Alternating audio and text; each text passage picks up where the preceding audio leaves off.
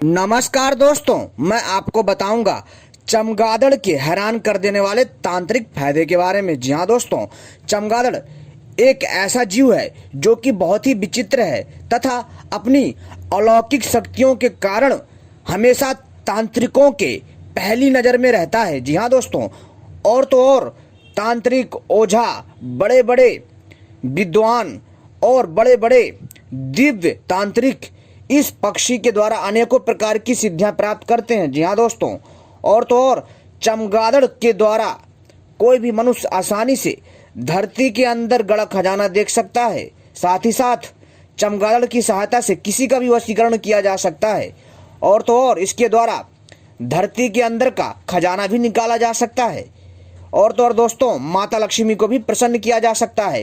पूरी जानकारी बताऊंगा दोस्तों इस वीडियो में, तो आप सभी से अनुरोध है हमारे साथ बने रहें। यदि आप इस रहस्यमयी तांत्रिक पक्षी चमगादड़ के बारे में जानना चाहते हैं, इससे जुड़ी दिव्य प्रयोगों को जानना चाहते हैं, तो इस वीडियो को पूरा और आखिरी तक देखिएगा, क्योंकि मैं अपने चैनल के माध्यम से ऐसी ही रहस्यमयी जानकारी लाता रहता हूं जो आपके ज्ञान में वृद्धि करता है।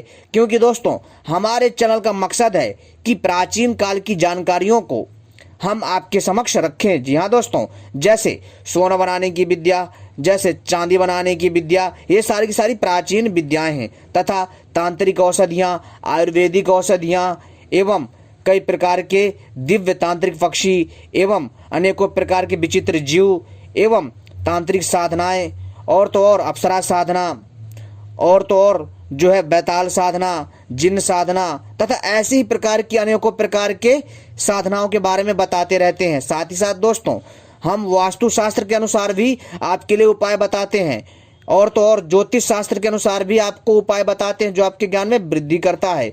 ये सारी जानकारियां देते हैं हम अपने चैनल के माध्यम से। तो दोस्तों तो चलिए हम इन सब पर न जा करके हम आपको बताते हैं इस रहस्यमय तांत्रिक पक्षी चमगादड़ से जुड़े रहस्यमय शक्तियों के बारे में। तो आप सभी से अनुरोध है इस वीडियो को पूरा और आखिरी तक देखिएगा। और दोस्तों सबसे पहले आप हमारे चैनल को सब्सक्राइब कर लीजिए ताकि आपको हमारी सारी जानकारी मिले, और वीडियो को भी लाइक कर लीजिए। जी हाँ दोस्तों, जब आप हमारे चैनल को सब्सक्राइब कर लेंगे और घंटी को भी सही प्रकार से दबा लेंगे, तो दोस्तों हमारा संकेत आपको समय पर प्राप्त हो जाएगा। और वीडियो को भी लाइक कर लीजिए, क्योंकि हम अपने चैनल से ऐसी ही दिव्य जानकारी लाते रहते हैं। दोस्तों आपके चैनल को सब्सक्राइब करने से और घंटी को सही प्रकार से दबाने से और हमारी वीडियो को सही प्रकार से लाइक करने से हमें दोस्तों मोटिवेशनल मिलता है, हमारा हौसला बढ़ता है, जिससे हम आपके लिए और भी अच्छी अच्छी रहस्यमयी जानकारी लाते हैं। तो दोस्तों चलिए हम बताते हैं इस तांत्रिक पक्षी चमगादड़ के बारे में, इससे जुड़े रहस्यों के बारे में, इससे जुड़े चमत्कारी तांत्रिक शक्तियों के बारे में। तो आप सभी से अनुरोध है इस वीडियो को पूरा और आखिरी तक देखिएगा, तभी आपके समझ में आएगा। नहीं तो दोस्तों कुछ समझ में नहीं आने वाला है, क्योंकि आप आधी अधूरी वीडियो देखोगे और कमेंट करोगे तो फिर कुछ समझ में नहीं आने वाला। तो दोस्तों चलिए हम आपको बताते हैं इस रहस्यमय चमत्कारी पक्षी के बारे में। दोस्तों क्या आपको पता है कि रातों रात आपको माला माल कर देगा चमगादड़ का यह प्रयोग? जी हाँ दोस्तों, जो मैं आपको बताने जा रहा हूँ। जी हाँ, तो दोस्तों आपको एक चीज़ और बता दूँ। जी हाँ दोस्तों, कि यह एक ऐसा उपाय है कि मैं आपसे क्या बताऊं। जी हाँ, आप दोस्तों यकीन नहीं मानेंगे कि किसी भी, जी हाँ दोस्तों, किसी भी परिस्थिति में अगर आप इनका प्रयोग करते हैं तो आपको लाभ जरूर होगा। चमगादड़ आपको रातों रात माला माल तो बना देगा, साथ ही साथ दोस्तों यह आपको अद्भुत तांत्रिक शक्ति भी प्रदान करेगा। चमगादड़ का प्रयोग, जी हाँ दोस्तों, चमगादड़ का प्रयोग आज से नहीं बल्कि तंत्र क्षेत्र में पौराणिक काल से किया जा रहा है। चमगादड़ का प्रयोग खासकर वशीकरण के रूप में सबसे अधिक किया जाता है। जी हाँ दोस्तों, और इसका वशीकरण इतना तीव्र होता है कि यदि किसी को कर लिया जाए तो दोस्तों वह वशीभूत हो जाएगा, चाहे कितना ही पत्थर दिल की ना हो।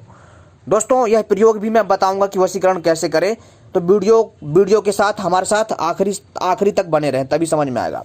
और हमारे देश में बड़े बड़े, जी हाँ दोस्तों, बड़े बड़े जो तांत्रिक हैं, ओझा हैं, जी हाँ दोस्तों, जो संत महात्मा भी वशीकरण करने के लिए चमगादड़ का प्रयोग करते हैं। भारत में कई स्थानों पर, जी हाँ दोस्तों, भारत में कई स्थानों पर चमगादड़ के जो छोटे स्वरूप होते हैं, जी हाँ दोस्तों, उनकी आज भी पूजा की जाती है, अर्थात माँ लक्ष्मी का स्वरूप इसे माना जाता है। जो दोस्तों चमगादड़ के जो छोटे पक्षी होते हैं उसको माता लक्ष्मी के का सवारी माना जाता है, जैसे उल्लू को भी माना जाता है। लेकिन दोस्तों एक और प्राचीन प्रचलित प्रथा है जिसमें जो चमगादड़ का जो छोटा प्रजाति का जो चमगादड़ होता है उसको भी माता लक्ष्मी का स्वरूप तथा माता लक्ष्मी का वाहन माना जाता है। कहा जाता है कि छोटे चमगादड़ जो होते हैं ये बड़े की तुलना में बहुत ही छोटे होते हैं और इन्हें माँ लक्ष्मी का वाहन कहा जाता है।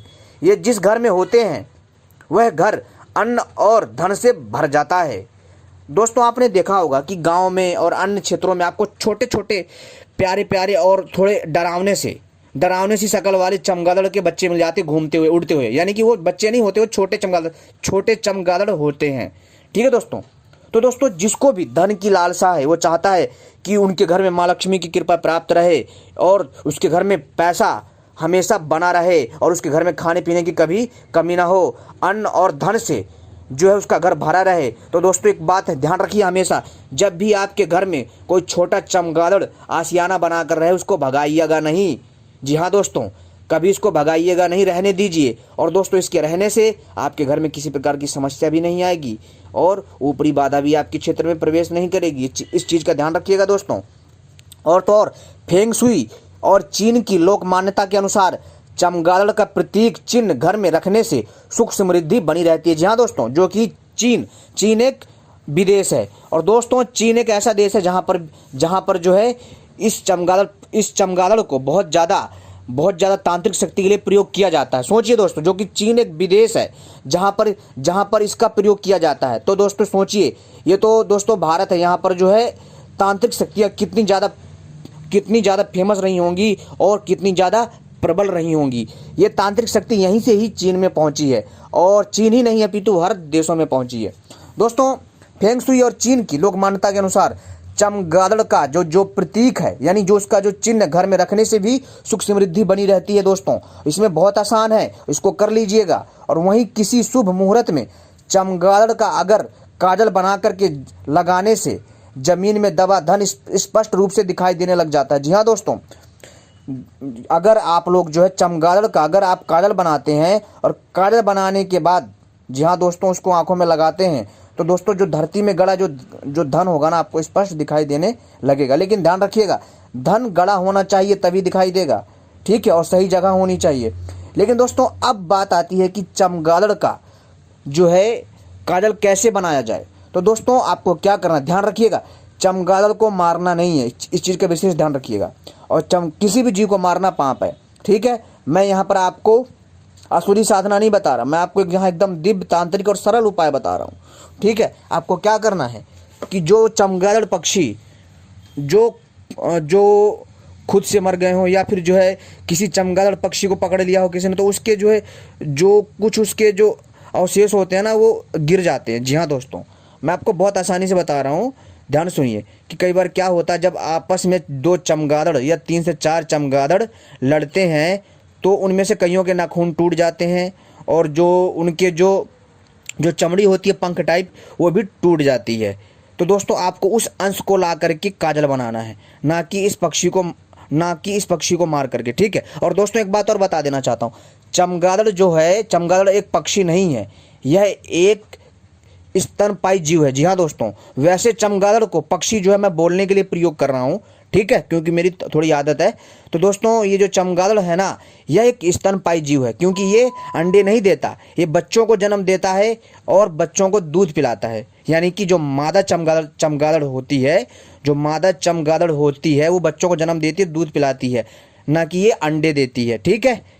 और दोस्तों यह पक्षी नहीं है, यह एक जो स्तनपायी जीव है। कौन? चमगादड़, ठीक है। और दोस्तों क्या है ना कि यह जो चमगादड़ होता है बहुत ही अद्भुत एवं डरावना सा दिखने वाला होता है, लेकिन इसमें दोस्तों एक अलौकिक शक्ति होती है।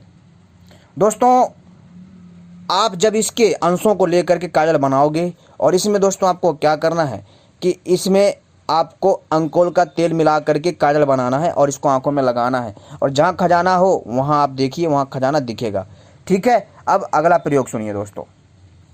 दोस्तों वहीं तांत्रिक लोग, जी हाँ दोस्तों, तांत्रिक लोग वशीकरण में सबसे अधिक चमगादड़ का प्रयोग करते हैं, क्योंकि दोस्तों सबसे ज़्यादा इसका उपयोग किसी को वश में करने के लिए किया जाता है। इसके काजल और अंकोल के तेल को, यानी चमगादड़ का जो अवशेष है, जैसे कि उसके नखून हो गए या लड़ते वक्त उसके जो पंख टाइप जो चमड़ी जो नीचे गिर जाती है, ठीक है, जो पंख होते हैं इनके, तो उनको लेकर के और इनके घोंसले में जो अन्य इनके अवशेष होते हैं, ठीक है, उसको लेकर के आप इनको जला करके काजल बना लीजिए और इसमें अंकोल का तेल, जी हाँ दोस्तों, अंकोल के तेल को, यानी चमगादड़ का जो अवशेष है उसको जला करके काजल बना लें और इसको मिला लें और उसे अंकोल के तेल के साथ लगाने से ये वशीकरण काम करता है। जिसे भी आप एक बार आँख भर करके देख लेंगे, यानी कि जब आप ये काजल बना लेंगे, आंखों में आपको लगाना है, जिसको आप देख लेंगे वह व्यक्ति जो है वश में हो जाएगा, चाहे वो कितना भी पत्थर दिल क्यों ना हो, वह भी पिघल कर आपके वश में हो जाता है। इससे आप एक साथ अनेक लोगों को भी अपने वश में कर सकते हैं। दोस्तों ऐसा नेता लोग करते हैं, जी हाँ, जो नेता हैं, राजनेता हैं, वो लोग जो है क्या करते हैं कि चमगादड़ जो पक्षी होता है, यानी कि जो चमगादड़ जो स्तनपायी जीव होता है, इसको जो है कई जो बड़े बड़े जो नेता हैं, जो लालची टाइप के हैं, वो चमगादड़ पक्षी को मरवाते हैं और फिर इसका जो है वो क्या करते हैं कि इसका काजल बनवा करके आंखों में लगाते हैं और फिर इसके बाद वो लोग जो है लोगों को वशीभूत करके लोगों से चुनाव में विजय प्राप्त करते हैं। ऐसा भी देखने में और सुनने में आता है। लेकिन दोस्तों यहाँ पर जो मैंने आपको साधारण प्रयोग बताया है, ठीक है, इस चीज़ का ध्यान रखिएगा। दोस्तों किसी भी जीव की हत्या करके कोई भी धन प्राप्त नहीं करना चाहिए, क्योंकि ऐसी मान्यता है कि ऐसा धन स्वयं का ही नाश करता है। ये सच है दोस्तों, जो किसी का गलत करके धन प्राप्त करता है उसका धन स्वयं उसके नाश का कारण बनता है। इस चीज़ का विशेष ध्यान रखिएगा, ठीक है। तो दोस्तों आपको मैंने ये जानकारी के उद्देश्य से बताया है, आपको यह प्रयोग नहीं करना है, ये केवल और केवल जानकारी के उद्देश्य से है, ठीक है।